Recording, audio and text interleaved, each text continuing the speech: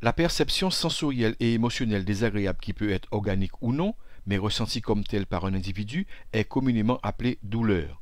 Cette sensation insupportable est vraie, même si elle n'est pas objectivée par les analyses et les techniques de la science. La personne souffrante est la mieux placée pour l'expliquer et en évaluer l'intensité. Il y a trois types de douleurs.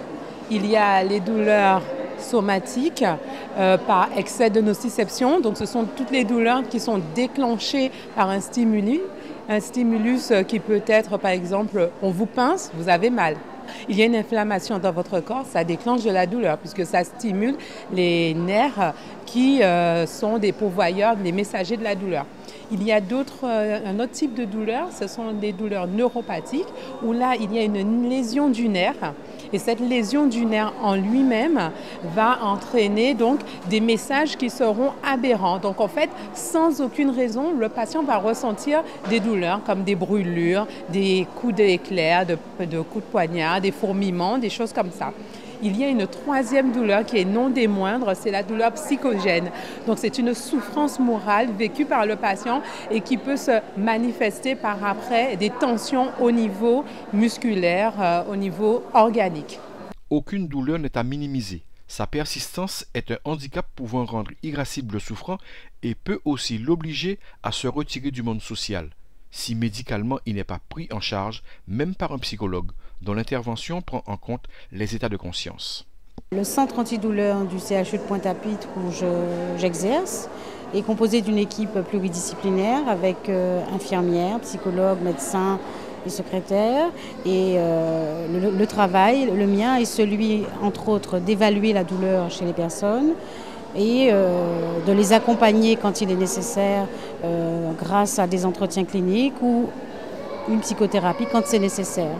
Les personnes ont un a priori sur la consultation psychologue, mais une fois qu'ils arrivent au centre antidouleur, ils se rendent très vite compte que ça n'a rien à voir avec ce qu'ils imaginaient.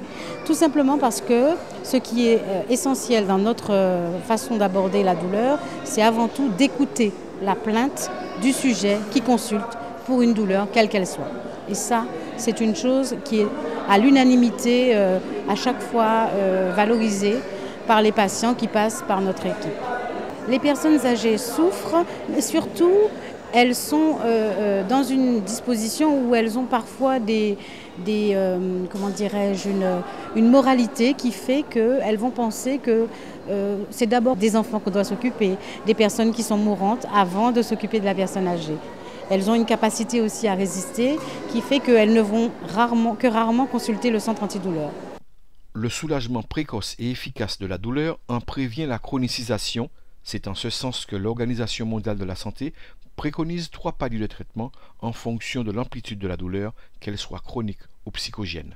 Il existe un panel de traitements aussi bien pour les douleurs aiguës, donc les douleurs qu'on a tout de suite et qui vont disparaître lorsque le facteur agressif sera ôté.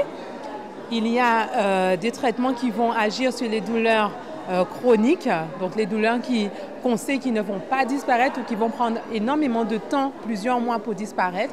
Et il y a des traitements pour les douleurs psychogènes. Donc en gros, on a tout ce qui est paracétamol, par exemple, quand la douleur est faible.